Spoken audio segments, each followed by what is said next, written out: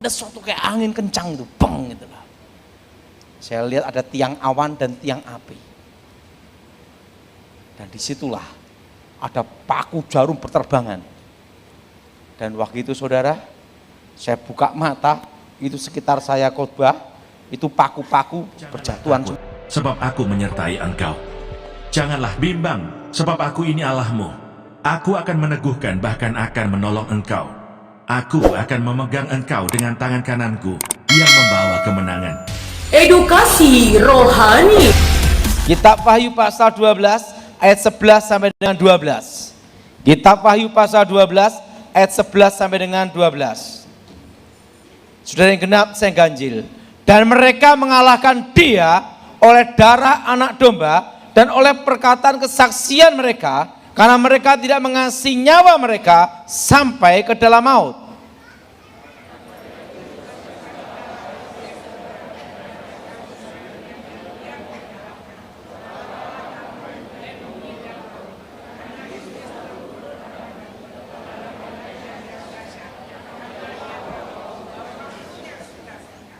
Dikatakan bahwa mereka mengalahkan iblis dengan darah anak domba. Dengan apa, saudara? Nah, kalau di TP ini, di Tunjungan Plaza, saya tidak bisa lupa ada satu kejadian yang saya tidak bisa lupa seumur hidup saya. Itu kira-kira tahun 1999. 1999. Waktu itu saya diminta untuk khotbah, untuk KKR, seminar. Dan waktu itu ada 3 pembicara. Dan waktu itu KKR seminarnya di lantai bawah digunakan nuansa supranatural, dukun-dukun praktek. Dan di lantai atas kami gunakan KKR pelepasan. Nah, tetapi waktu itu judulnya mantan dukun santet. Nah, dikira itu di lantai atas praktek ilmu santet, sehingga banyak yang keliru dari lantai bawah nyasar ke lantai atas. Dan waktu itu saudara, KKR yang paling kacau yang pernah terjadi seumur hidup saya adalah, kenapa? Bayangin di tempat itu saudara ya, di pintu keluar pintu masuk itu jual beli jimat, saudara. Sedangkan itu yang datang separuh dukun sak pasiennya adalah campur di situ semua, saudara. Nah, waktu itu saudara ada 3 pembicara. Nah, harusnya itu saya bicara hari terakhir. Tiba-tiba pendeta senior ngomong sama saya, yang waktu itu dia ada di ahli bidang okultisme. Dia ngomong sama saya, Daud, ada apa? Kamu kan junior, saya ini kan senior. Jadi Daud dulu yang seminar, yang khotbah. Tapi saya tidak tahu di ruangan itu udah banyak dukun-dukun yang mau nyoba. Nah, karena Daud yang junior, saya senior, Daud yang khotbah dulu. Baik Pak Pendeta, waktu itu kan kita kalau baru awal-awal sekolah Alkitab, lulus sekolah Alkitab, semangat saudara, dikasih kesempatan, kakek seminar ribuan kan jarang terjadi. Wong saya itu sering khotbah kakek yang datang 2 orang, satu pun waktu saya khotbah ada 1 orang gila, kalau saya khotbah dia ikut khotbah. Nah, tiba-tiba langsung KKR ribuan. Wah, rasanya gimana kan itu, saudara? Nah, waktu itu saya disuruh maju. Wah, saya dari ruangan saya keluar, masuk. Wah, saya kaget. Di belakang semua itu saudara, saya masih ingat. Gue itu dukun-dukun udah siap untuk nunggu, saudara, untuk nyoba. Karena mereka kan tahu saya sebelum saya bertobat, saudara. Dukun sakti, saudara. Nah, mau nyoba semua, saudara. Itu tahun 1999, saudara. Di Tunjungan Plaza. Waktu itu saya berdoa sama Tuhan, Tuhan, waktu saya belum bertobat, saya seorang diri nyantet Gilbert dikeroyok pendeta. Nah, setelah saya tobat, gantian dikeroyok dukun. Waduh, waktu itu saya berdoa, tapi kan saya ini sudah terlanjur menyanggupi pendeta senior. Hari pertama saya nyesel saya, saudara. Waduh, gimana nih? Udah terlanjur ini. Waktu itu saya itu, saudara, diajar doa Bapak kami sama pendeta 1 tahun itu enggak hafal-hafal. Nah, karena saya itu tidak suka baca, sukanya denger. Makanya saya sering denger Alkitab suara sekarang ini. Nah, sama baca Alkitab itu pasti. Nah, pendeta ini ngomong sama saya, saya tanya Pak Pendeta, saya tolong ajarkan doa yang sakti dan pamungkas. Udah sakti pamungkas, udah usah pusing-pusing gitu loh. Doa Bapak kami doain pusing saya. Tolong ajarkan satu doa saja yang sakti dan ilmu pamungkas. Nah, pendeta tuh saya ngomong gini, Pak Pendeta, ini pengalaman saya Pak Pendeta. Kalau belajar banyak jurus, nanti dalam pertarungan hanya digunakan maksimal 2 atau 3 teknik. Tendangan, pukulan, tinju, udah selesai. Nah, saya itu yang kedua apa? Lari lawannya banyak. Oh, bener juga ya, udahlah. Kamu tak ajar satu aja udah. Ini yang pamungkas. Ayat ini saudara. Yang mengalahkan iblis. Yaitu darah anak. Caranya gimana Pak Pendeta? Doanya gini nih. Pokoknya darah Yesus sucikan. Pokoknya kembangin sendiri darah Yesus. Pokoknya. Apa-apa yang darah Yesus itu aja. Nggak usah pusing katanya. Nah, Tuhan kan maha tahu hatimu. Gitu dah. Penting apa-apa ngomong darah Yesus. Karena kamu doa Bapak kami tidak apa-apa katanya. Waktu itu sebelum saya khotbah, waktu seminar, saya doa, darah Yesus sucikan tubuh, jiwa, rohku. Kenapa? Karena kita semua pasti ada celah dosa. Pendeta pun pasti ada dosa. Buktinya pendeta itu tidak berjalan di atas awan-awan, betul? Siapapun pasti ada dosa, betul? Betul? Nah, saya pun ada dosa, saudara ada dosa. Siapa di antara saudara dalam 1 tahun tidak bohong? Angkat tangan coba. Pasti itu munafik, muka nabi, pikiran kotor. Betul? Pasti ada, betul? Nah, waktu itu saya doa. Doanya gini saudara. Darah Yesus sucikan tubuh, jiwa, rohku. Darah Yesus bentengi. Waktu itu saudara, saya doa, saya maju ke depan. Tiba-tiba ada suara gini. Siapa yang punya ilmu santet, dukun-dukun, keluarkan ilmunya semua. Ini suara Tuhan atau bukan ya? Ini kalau bukan suara Tuhan, mati nih, betul? Tapi dikatakan, ada suara, katakan. Waktu itu saya ngomong gini, siapa yang punya ilmu santet, ilmu hitam, keluarkan semua. Tempat KKR loh saudara. Tapi dalam hati saya doa, Tuhan kuserahkan nyawaku di tanganmu. Gitu. Wah, apa yang terjadi? Ada suatu kayak angin kencang itu, bang gitu lah. Saya lihat ada tiang awan dan tiang api. Dan disitulah ada paku jarum berterbangan. Dan waktu itu saudara, saya buka mata, itu sekitar saya khotbah, itu paku-paku berjatuhan semua. Saudara. Itu tahun 1999. Tepatnya di Tunjungan Plaza, Surabaya tempat ini. Nah, lantainya berapa lupa.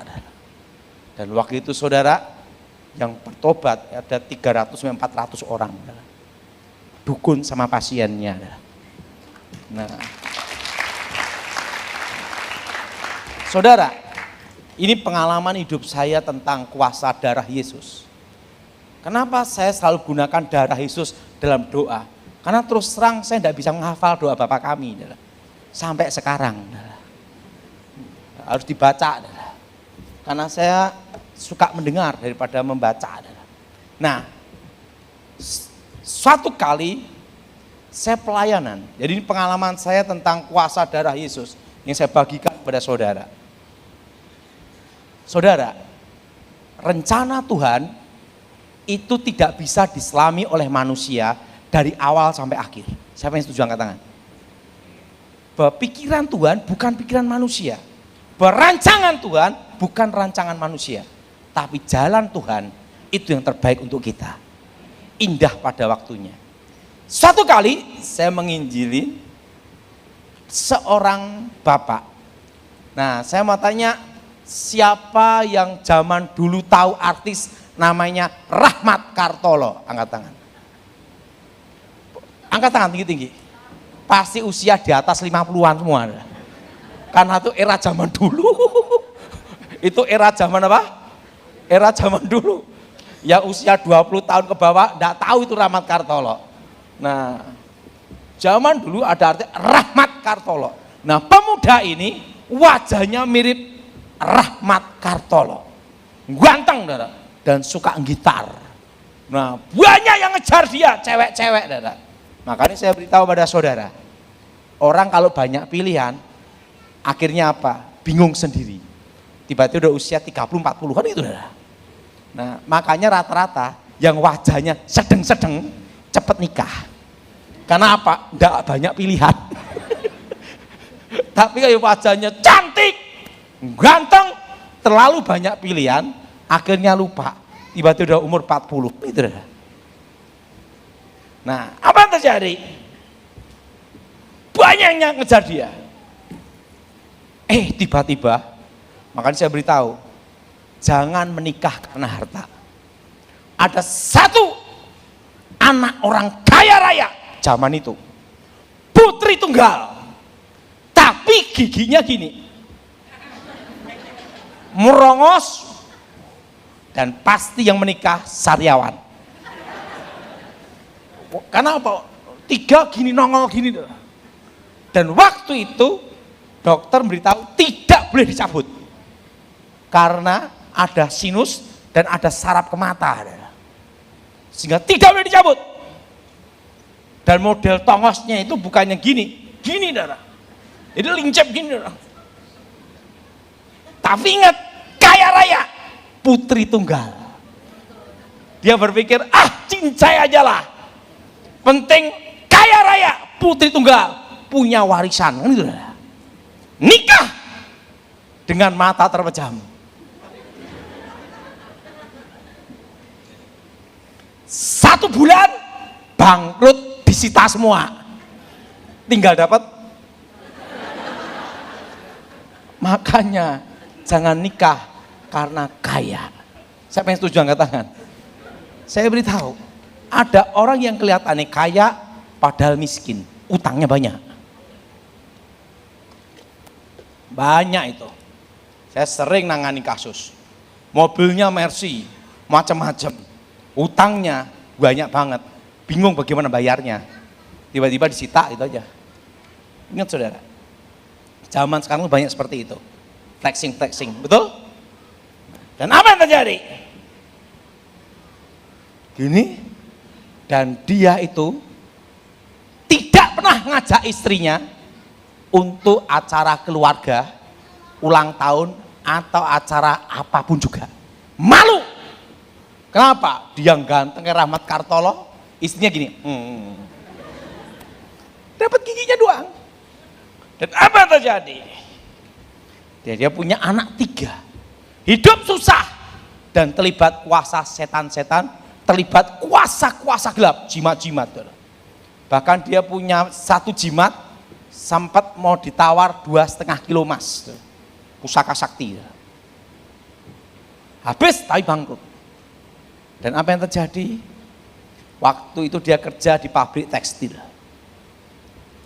Kejadian itu tahun 1993.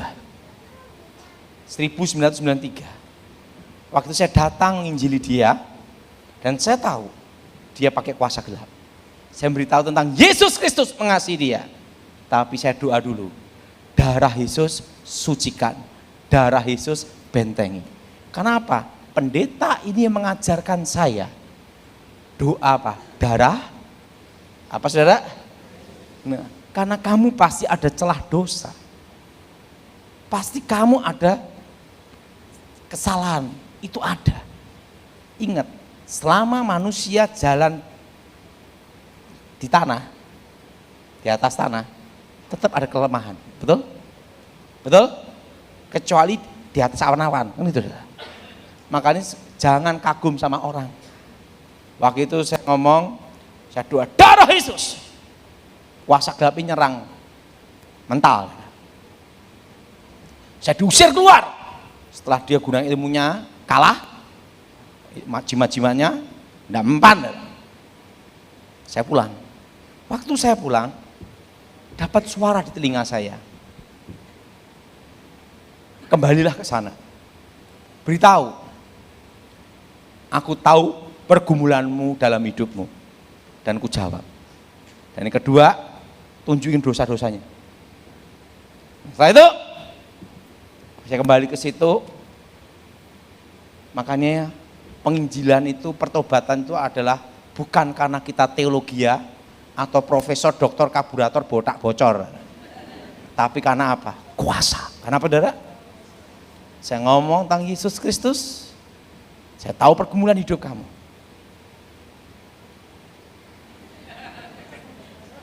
Langsung dia nangis, bertobat. Waktu dia bertobat, dia ngomong sama saya, Tuhan bisa jawab doa saya enggak. Perjuangan dalam hidup saya, pergumulan, itu istri saya. Dan itu 24 jam tiap hari ketemu, betul? Apa yang terjadi? Ingat, pekerjaan Tuhan tidak bisa diselami oleh manusia dari awal sampai akhir. Orang pasti berpikir, cabutlah pakai dokter, betul? Atau kedua, pakai tali. Karena zaman itu pakai tali. Kasih tali sini, pintu, tendang, dek, copot. Saya mau tanya, siapa yang pernah zamannya gigi tali, angkat tangan? Ngalami, saya juga. Pokoknya yang dia di atas usia 50, cabut gigi pasti pakai tali, betul? Orang itu di mana-mana banyak diskon. Tapi kenapa di dokter gigi itu cabut 1, diskon 2, tidak ada yang mau. Cabut 1, diskon berapa? Tidak ada yang mau. Dan apa yang terjadi? Dia berdoa setiap hari. Orang berpikir, pakai cabut gigi, pakai apa? Dokter, betul? Betul? Betul? Nah, atau pakai tali zaman itu. Ingat, pikiran Tuhan, jalan Tuhan bukan jalan manusia dan tidak terselami. Bertahun-tahun doa untuk gigi dia. Bapak ini, suatu kali istrinya ini naik sepeda ontel. Waktu naik sepeda ontel jalannya gini, ngerem kejungep lah. Giginya dok kena aspal, copot 3 lah. Tepat yang gigi 3-nya yang gini lah. Ingat, Tuhan jawab lewat aspal. Makanya saya beritahu, jalan Tuhan tidak terselami, betul? Betul? Kita pikir pakai dokter, tapi Tuhan ngomong, enggak, saya lebih ngirit pakai aspal. Copot, dak. Itu yang copot giginya 3 itu semua ada. Nangis, pulang. Ke suaminya, istrinya ini ke suaminya. Iki gimana iki? Sakit sekali. Ada apa? Tunjukin gigi 3. Suaminya ngomong apa? Terima kasih Tuhan. Doaku copot 3. Dijawab lewat apa? Aspal. Setelah 3 copot. Dia ngomong gini, saya, Daud, benar-benar tidak terselami jalan Tuhan. 3. Dan saat itu juga dia ngajak istrinya ke gereja. Jadi selama berapa tahun itu dia tidak mau ke gereja, kumpul berdua, tidak mau, malu. Dia ajak ke gereja istrinya, keluarganya, acara perkawinan mana? Kenapa? Giginya udah hilang, copot 3. Satu hal. Waktu itu saya doa, darah Yesus. Jadi saudara ada serangan kuasa gelap apapun, udah Pak harus doa darah Yesus, gimana caranya? Udah darah Yesus aja. Nah, pengalaman hidup saya tentang darah Yesus. Darah bicara nyawa, nyawa tentang kehidupan. Karena kita nyebut darah Yesus dengan iman, artinya apa? Nyawa dan kehidupan Yesus sendiri. Apa saudara? nyawa dan saudara. Suatu kali saya melayani seorang ibu tua. Ibu ini nyimpen jimat-jimat banyak banget, saudara. Dan tiap malam Jumat dia selalu mantra-mantrain jimat-jimatnya ini, saudara. Dan dia punya anak fanatik, bukan Kristen. Fanatik garis keras. Saudara. Udah garis keras, fanatik sekali, saudara. Ibu ini saya injili, saya layanin. Saya injilin supaya terima Yesus. Bertobat, percaya Yesus. Dia serahkan jimatnya semua. Keris dan senjata-senjata gitu. Waktu nyerahkan senjata, pusaka-pusakanya, anaknya marah. Jangan sembarang bakar pusaka itu. Atau musnahin pusaka itu. Nanti kalau terjadi sesuatu dengan ibu saya, siapa yang bertanggung jawab? Saya dengan tenang ngomong, saya yang bertanggung jawab. Nggak mikir. Habis dibakar, mati.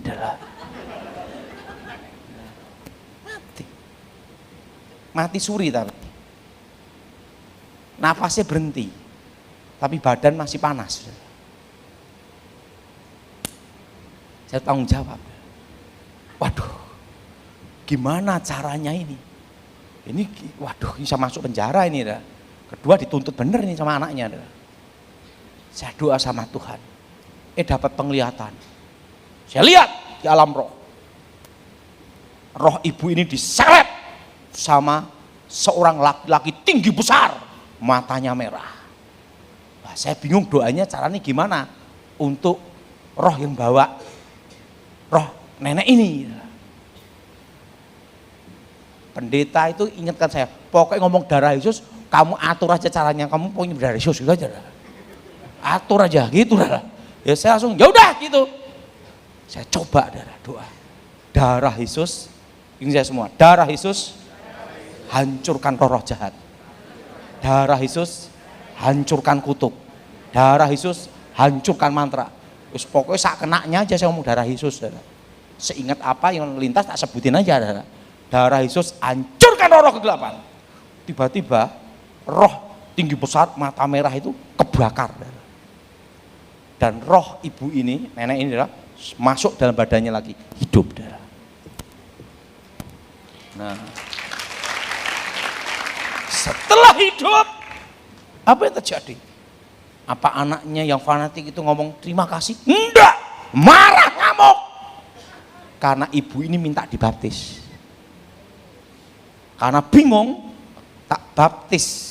Bukan di kolam, di kamar mandi. Makanya enggak usah ribut masalah baptisan.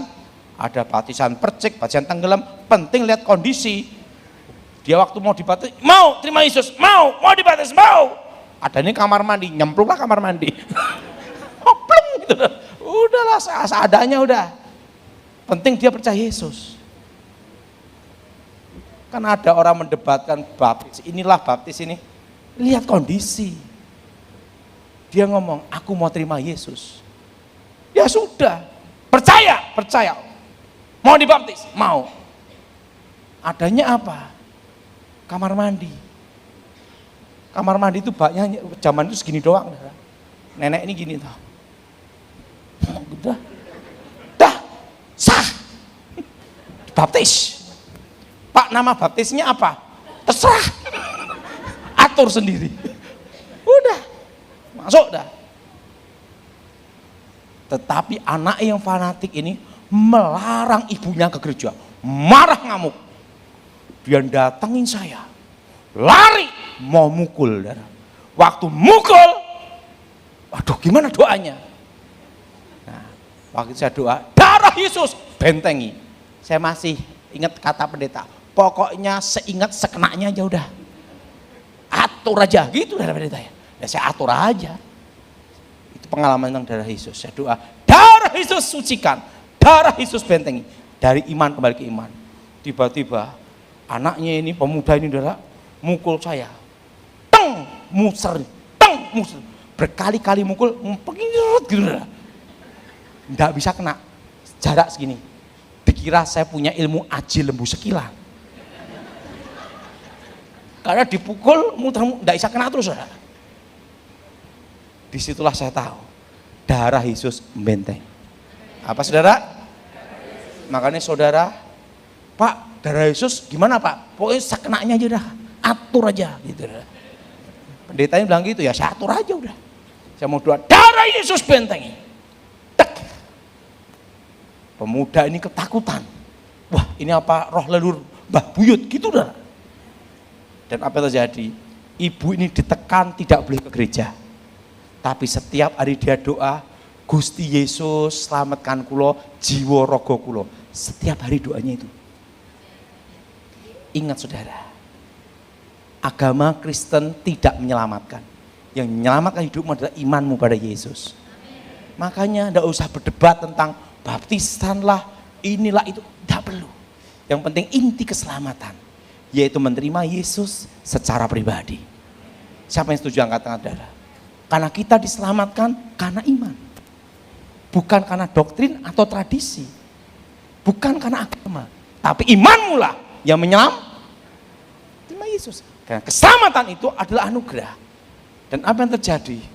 Ibu ini sampai umur di atas 80. Dia tidak sakit dan tidak pakai kacamata. Semua masih normal. Dan dia kalau nengok anak-anaknya itu naik bis gantung gini adalah. Wah.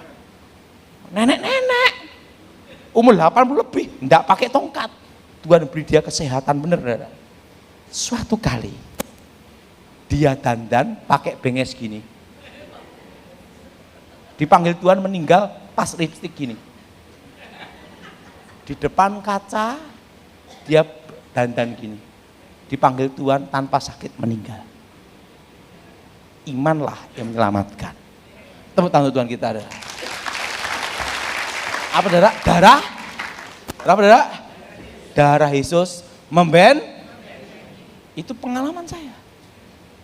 Ini bukan doktrin. Saya bagi pada saudara. Ada kekuatan di dalam darahnya. Nah, pendetanya ngajarin saya darah Yesus suruh ngembangin sendiri. Atur aja. Dia bilang gitu darah. Kita atur benar. Sekenanya darah. Nah, dan apa yang terjadi? Waktu saya pengalaman presiden, makanya sampai sekarang ini kalau saya di tempat kebaktian, di ruangan kayak gini, pas saya lihat kanan kiri belakang semua, saya lihat semua. Kan udah kebiasaan. Karena apa? Selalu melihat 4 penjuru. Saya itu pintu keluar, pintu masuk. Kenapa? Biasa pelolosan. Begitu tadi, langsung gini. Nah itu sudah sampai sekarang itu masih refleks saya, cara pikir saya itu masih seperti itu. Sampai sekarang, dimanapun tempat, di restoran aja pasti lihat 4 penjuru. Sudut pintu keluar, pintu masuk. Karena dulu kan saya pengawal. Lalu sebelum tiba langsung lihat pelolosan gitu sampai sekarang. Ada lagi saudara, waktu kerusuhan Sampit itu di Kalimantan. Waktu itu saya masih ingat saudara, waktu itu di Pangkalan Embun, orang-orang Madura lari dari Sampit, dari Palangka untuk menuju Pangkalan Embun. Di Pangkalan Embun itu saudara, itu kan untuk naik kapal. Orang-orang Madura lari semua. Dari Sampit, Palangkaraya, pokoknya dari Kalimantan itu yang sekitar konflik, Sampit, Kalteng itu adalah banyak lari ke Pangkalan Bun. Tetapi saya tidak sama panitia, diadakan KKR. KKR Daud Tony. Bayangin, di tengah-tengah kerusuhan ada KKR gimana? Pas kerusuhan orang motong kepala, tenteng kepala, KKR. Apa yang terjadi? Pasukan Dayak dari kampung-kampung mau nyerbu Pangkalan Bun. Lihat ada spanduk KKR Daud Tony, mantan dukun santet, nyasar ikut KKR semua. Itu terjadi di Pangkalan Bun di Kalimantan. Dan apa yang terjadi? Di situ saudara bawa mandau, bawa tombak, bawa panah. Di tempat KKR, di tempat KKR bawa itu semua saudara. Karena apa? Mereka mau nyerang orang Madura yang di Pangkalan Bun. Ingat saudara, makanya saudara, Teori itu mudah, praktek yang susah. Mentalmu akan diuji pada waktu di tempat kerusuhan. Potong-potong kepala di situ. Dan apa yang terjadi? Hari itu ketua panitia punya akar pet jengkel sama panitia yang lain. Bikin kata sambutan, dikira aman, padahal itu kan semua habis motong orang. Baru berdiri gini, nah wajahnya ketua panitia mirip dukun sih wajahnya, dikira dia daltoninya. Padahal daltoninya kecil kayak anak muda, tapi keren. Waktu sana dibacain mantra, deng, di depan banyak orang, di depan majelis, di depan banyak orang Kristen. Tunjukkan itu ilmu Dayak.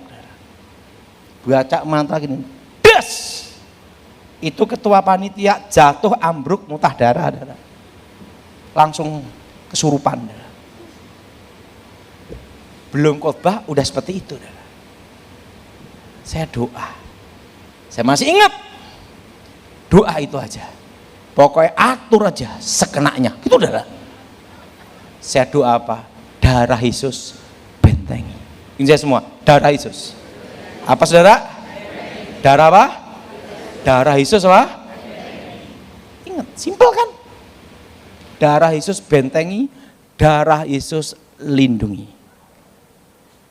Darah Yesus sucikan, darah Yesus bentengi, lindungi. Udah. Saya ke mimbar, tiba-tiba dapat suara lagi. Suruh mereka gunakan ilmunya semua. Gitu dah. Waduh. Ini kayak di TP lagi nih. Nah, langsung saya ngomong. Waktu saya masih ingat ya, kejadian itu udah berapa kali itu. Semua yang punya ilmu hitam, gunakan semua. Kerahkan semua. Tapi ingat, dalam pertarungan ini tidak boleh saling menyentuh. Nanti saudara. Tidak boleh saling apa?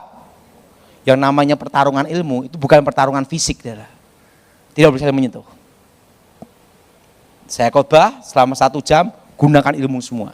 Silakan. Tapi saya doa, darah Yesus. Apa saudara? Darah Yesus sucikan, darah Yesus bentengi. Wah, waktu saya khotbah, wah itu. Yang ini pada berdiri-berdiri semua. Yang orang Dayaknya itu di depan jemaat, gunakan ilmunya gini, langsung gini. 1 jam mereka gunakan semua. Udah gunakan semua, ganti saya dong. Udah 1 jam khotbah. Selesai, saya ngomong, sekarang gantian saya. Siapa yang mau bertobat, maju ke semua. Maju semua. Saya doain, wah ini yang paling tua, wah ini dukun orde lama ini. Tumpang tangan dulu, dalam nama Yesus, ambruk. Oh, wah ini masih muda, reformasi. Ambruk semua, bertobat. Dan apa yang terjadi? Karena kejadian itu, Pangkalan Embun aman. Sehingga apa? Orang-orang Madura yang di Pangkalan Embun bisa menyelamatkan diri. Jalan Tuhan tidak tersel. Apa yang terjadi? Karena yang ngejar mereka di gereja semua. KKR. Ada 1. Waktu itu saya doa apa? Darah Yesus. Apa saudara? Apa saudara? Darah Yesus sucikan. Darah apa? Yesus pokoknya saudara, apapun dalam hidupmu, walaupun kau seperti saya, doa Bapa kami tidak apal-apal, penting doa aja, darah Yesus. Ini semua, darah Yesus. Apa saudara? Darah Yesus. Saya pernah ada namanya pertarungan ilmu. Masih ingat? Ada seorang dukun ya. Dia ngomong sama saya, dia bisa ini, macam-macam. Oke. Anaknya itu berdoa terus untuk ayahnya supaya ayahnya ini bertobat. Anak ini berdoa terus untuk ayahnya supaya ayah ini bertobat. Suatu kali saya diundang di rumahnya itu. Rumahnya pinggir sungai. Waktu itu saya ngomong sama dia, Bapak mau apa? Pak Tony kan ilmu punya olah batin, ilmu gaib, onak kanuragan. Udah tak buang Pak. Saya mau coba. Boleh enggak dicoba? Boleh. Kamu jual, saya beli, gitu. Kan gitu. Kalau pertarungan ilmu, saya jual, kamu beli. Oke? Saya ngomong sama anaknya, tolong siapin kacang. Loh, ada apa Pak? Kacang sama kopi. Supaya apa? Enggak ngantuk. Kenapa kacang? Kan pertarungan ilmu kan gini terus. Ya kalau gini terus kan kayak orang blow on. Gini sambil makan kacang kan asik, gitu lah. Dia kan gini tuh, gua makan kacang kan gitu. Wah. Jamnya diatur, malam diatur. Das, ketemu. Duduk gini nih. Dia baca mantra, meditasi, olah batin, gosok mau nyerang saya. Saya doa apa? Darah Yesus. Apa saudara? Saudara? Darah Yesus sucikan, darah Yesus benteng. Wah, dia baca mantra gini, tek, ambruk darah. Ambruk, langsung anak itu tumpang tangan, pegang gini, pegang kaki semua, ubek-ubek darah. Setani keluar semua. Enggak taunya apa? Di tempat tidurnya, ini tempat tidur, itu ada lubang. Enggak taunya apa? Lubang itu ada ular piton. Keluar dari habis doa pengusiran setan, tiba-tiba ada ular sebesar paha ini, darah. Di dalam kamarnya dukun ini, darah. Keluar. Alam roh, alam nyata, darah. Ular sungguhan. Lihat tuh, keluar dari kamar, masuk sungai. Menurut saya waktu itu lupa, harusnya ditangkap, digoreng kan gitu. Oh, keluar. Wah, gitu. Keluar, masuk sungai. Dan bapak itu bertobat, percaya Yesus sampai akhir hidupnya. Yosua pasal 2. Pengintai-pengintai di Yeriko. Yosua bin Nun dengan diam-diam melepas dari Sitim 2 orang pengintai, katanya, "Pergilah, amat-amatilah negeri itu dan kota Yeriko." Maka pergilah mereka dan sampailah mereka ke rumah seorang perempuan sundal yang bernama Rahab, lalu tidur di situ. Kemudian diberitahukanlah kepada Raja Yeriko demikian, "Tadi malam ada orang datang kemari dari orang Israel untuk menyelidik negeri ini." Maka Raja Yeriko menyuruh orang kepada Rahab mengatakan, "Bawalah keluar orang-orang yang datang kepadamu itu, yang telah masuk ke dalam rumahmu, sebab mereka datang untuk menyelidik seluruh negeri ini." Tetapi perempuan itu telah membawa dan menyembunyikan kedua orang itu. Berkatalah ia, "Memang orang-orang itu telah datang kepadaku, tetapi aku tidak tahu dari mana mereka. Dan ketika pintu gerbang hendak ditutup menjelang malam, maka keluarlah orang-orang itu. Aku tidak tahu kemana orang-orang itu pergi. Segeralah kejar mereka, tentulah kamu dapat menyusul mereka." Tetapi perempuan itu telah menyuruh keduanya naik ke sotoh rumah dan menyembunyikan mereka di bawah timbunan batang rami yang ditebarkan di atas sotoh itu. Maka pergilah orang-orang itu mengejar mereka ke arah sungai Yordan, ke tempat-tempat penyeberangan. Dan ditutuplah pintu gerbang segera sesudah pengejar-pengejar itu keluar. Tetapi sebelum kedua orang itu tidur, naiklah perempuan itu mendapatkan mereka di atas sotoh dan berkata kepada orang-orang itu, "Aku tahu bahwa Tuhan telah memberikan negeri ini kepada kamu, dan bahwa kengerian terhadap kamu telah menghinggapi kami, dan segala penduduk negeri ini gemetar menghadapi kamu. Sebab kami mendengar bahwa Tuhan telah mengeringkan air laut Teberau di depan kamu ketika kamu berjalan keluar dari Mesir. Dan apa yang kamu lakukan kepada kedua raja orang Amori yang di seberang sungai Yordan itu, yakni kepada Sihon dan Og yang telah kamu tumpas. Ketika kami mendengar itu, tawarlah hati kami dan jatuhlah semangat setiap orang menghadapi kamu. Sebab Tuhan Allahmu ialah Allah di langit, di atas, dan di bumi di bawah. Maka sekarang bersumpahlah kiranya demi Tuhan, bahwa karena aku telah berlaku ramah terhadapmu, kamu juga akan berlaku ramah terhadap kaum keluargaku. Dan berikanlah kepadaku suatu tanda yang dapat dipercaya, bahwa kamu akan membiarkan hidup ayah dan ibuku, saudara-saudaraku yang laki-laki dan yang perempuan, dan semua orang-orang mereka, dan bahwa kamu akan menyelamatkan nyawa kami dari maut. Lalu jawab kedua orang itu kepadanya, nyawa kamilah jaminan bagi kamu, asal jangan kau kabarkan perkara kami ini. Apabila Tuhan nanti memberikan negeri ini kepada kami, maka kami akan menunjukkan terima kasih dan setia kami kepadamu. Kemudian perempuan itu menurunkan mereka dengan tali melalui jendela, sebab rumahnya itu letaknya pada tembok kota. Jadi pada tembok itulah ia diam. Berkatalah ia kepada mereka, pergilah ke pegunungan, supaya pengejar-pengejar itu jangan menemui kamu, dan bersembunyilah di sana 3 hari lamanya, sampai pengejar-pengejar itu pulang. Kemudian bolehlah kamu melanjutkan perjalananmu. Kedua orang itu berkata kepadanya, kami akan bebas dari sumpah kami ini kepadamu, yang telah kau suruh kami ikrarkan. Sesungguhnya, apabila kami memasuki negeri ini, haruslah tali dari benang kirmisi ini kau ikatkan pada jendela, tempat engkau menurunkan kami, dan ayahmu serta ibumu, saudara-saudaramu, serta seluruh kaum keluargamu, kau kumpulkan di rumahmu. Setiap orang yang keluar nanti dari pintu rumahmu harus sendiri menanggung akibatnya, kalau darahnya tertumpah, dan kami tidak bersalah. Tetapi siapapun juga yang ada di dalam rumahmu, jika ada orang yang menciderainya, kamilah yang menanggung akibat pertumpahan darahnya. Tetapi jika engkau mengabarkan perkara kami ini, maka bebaskanlah kami dari sumpah kepadamu itu, yang telah kau suruh kami ikrarkan. Perempuan itu pun berkata, seperti yang telah kamu katakan, demikianlah akan terjadi. Sesudah itu dilepasnyalah orang-orang itu pergi, maka berangkatlah mereka. Kemudian perempuan itu mengikatkan tali kirmisi itu pada jendela. Mereka pun pergilah dan tiba di pegunungan. Mereka tinggal di sana 3 hari lamanya, sampai pengejar-pengejar itu pulang.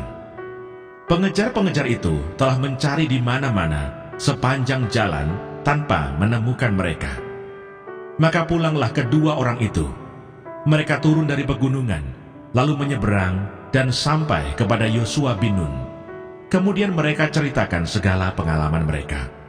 Kata mereka kepada Yosua, Tuhan telah menyerahkan seluruh negeri ini ke dalam tangan kita. Bahkan seluruh penduduk negeri itu gemetar menghadapi kita, sebab aku menyertai engkau. Janganlah bimbang, sebab aku ini Allahmu. Aku akan meneguhkan, bahkan akan menolong engkau. Aku akan memegang engkau dengan tangan kananku yang membawa kemenangan. Edukasi rohani.